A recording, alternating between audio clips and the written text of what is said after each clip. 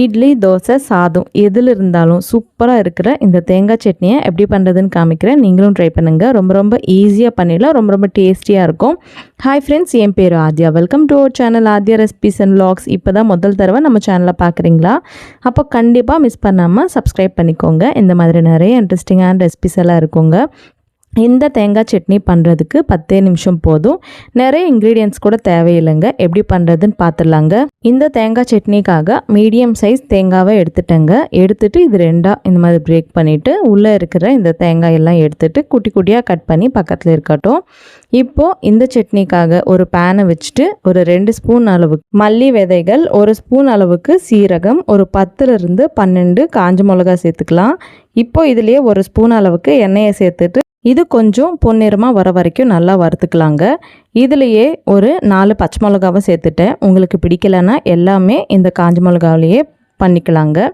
இதெல்லாம் கூட கொஞ்சம் கலர் மாறுற வரைக்கும் நல்லா ஃப்ரை பண்ணிக்கலாம். ஃப்ரை பண்ணிவிட்டு எடுத்துகிட்டு ஒரு பிளேட்டில் பக்கத்தில் இருக்கட்டும்ங்க.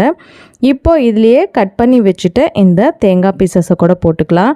இந்த மாதிரி எண்ணெயில் இந்த தேங்காய் வறுத்தா சட்னி டேஸ்ட் வந்து ரொம்ப நல்லாயிருக்கும்.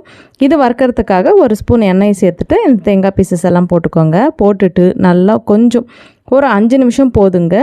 இந்த மாதிரி லைட் ப்ரௌன் கலராக ஆகும். அப்போ எடுத்துகிட்டு அந்த ஸ்பைசஸ்லேயே போட்டுடலாங்க.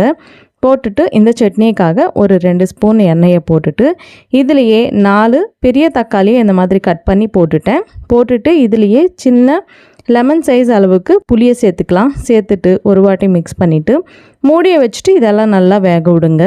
இதெல்லாம் சாஃப்ட் கன்சிஸ்டன்சியாக வந்துடும். இப்போ ஸ்டவ் ஆஃப் பண்ணிவிட்டு இதெல்லாம் நல்லா கூல் ஆகட்டும். இப்போ ஒரு மிக்சர் ஜாரில் எடுத்துகிட்டு நம்ம ஃப்ரை பண்ண இந்த ஸ்பைசஸ் எல்லாமே சேர்த்துக்கலாம். சேர்த்துட்டு கொஞ்சம் உப்பை கூட சேர்த்துக்கலாம். நான் வந்து இங்கே கல்லுப்பு சேர்த்துட்டேன். உங்கள் கிட்ட இல்லைன்னா சால்ட்டுன்னா சேர்த்துக்கலாம். இப்போ மூடியை வச்சுட்டு தண்ணியெல்லாம் போடாமல் நல்லா கோர்ஸாக கிரைண்ட் பண்ணிக்கலாம். இப்போது வெந்த தக்காளியை கூட சேர்த்துக்கலாங்க. உங்களுக்கு வேணும்னா இதில் சுடு தண்ணி சேர்த்துட்டு கிரைண்ட் பண்ணிக்கோங்க. நான் எதுவுமே சேர்க்கலை. இந்த தக்காளியில் இருக்கிற இந்த ஈரமே கரெக்டாக இருந்துச்சு. இப்போ நல்லா இந்த மாதிரி கிரைண்ட் பண்ணிக்கலாங்க. இதை வந்து ரொம்ப பேஸ்ட்டாக ஆகக்கூடாது, அப்படின்னு ரொம்ப கோர்ஸாக இருக்கக்கூடாது. இந்த மாதிரி ஆயிடுச்சுன்னா போதும். எடுத்துகிட்டு பக்கத்தில் வச்சுக்கோங்க. இந்த சட்னியை தாளிக்கணும். இப்போ ஸ்டவ் மேலே பேன் வச்சுட்டு ஒரு 2-3 ஸ்பூன் எண்ணெய், தாளிப்பு பொருட்கள் கடுகு, உளுந்து, சீரகம் எல்லாமே சேர்த்துக்கலாங்க. சேர்த்துட்டு ஒரு 2 காஞ்ச மிளகாவை இந்த மாதிரி பீசஸாக பண்ணி போட்டுக்கலாம். லாஸ்ட்டில் கொஞ்சம் கருவேப்பிலையை சேர்த்துட்டு இதெல்லாம் வெந்த பிறகு முன்னாடியே கிரைண்ட் பண்ணி வச்சுட்டு இந்த தேங்காய் சட்னியை கூட சேர்த்துக்கலாம். சேர்த்துட்டு ஒரே ஒரு நிமிஷம் ஒரு லோ ஃப்ளேமில் நல்லா சாட் பண்ணிக்கலாங்க. அவ்வளோதாங்க. ரொம்ப அருமையாக இருக்கிற இந்த தேங்காய் சட்னி வந்து ரெடி ஆயிடுச்சு. இட்லி, தோசை, சாதம் எல்லாத்துக்குமே சூப்பராக இருக்கும். நீங்களும் கண்டிப்பாக இந்த தேங்காய் சட்னியை ட்ரை பண்ணிவிட்டு எப்படி இருந்தது எனக்கு கமெண்ட்டில் சொல்லுங்கள். இந்த மாதிரி நிறைய இன்ட்ரெஸ்டிங்கான ரெசிபீஸ் பார்க்குறோன்னா நம்ம சேனலை சப்ஸ்கிரைப் பண்ணிக்கோங்க. இந்த வீடியோ உங்களுக்கு பிடிச்சிருக்குன்னு நம்புகிறேன். பிடிச்சா லைக் பண்ணுங்கள். உங்கள் ஃப்ரெண்ட்ஸ் அண்ட் ஃபேமிலி கூட ஷேர் பண்ணுங்கள். இன்னொரு இன்ட்ரெஸ்டிங்கான ரெசிபியோட உங்களை சந்திக்கிறேன். அது வரைக்கும் சைனிங் ஆஃப் உங்கள் ஆத்யா. பாய் பாய்.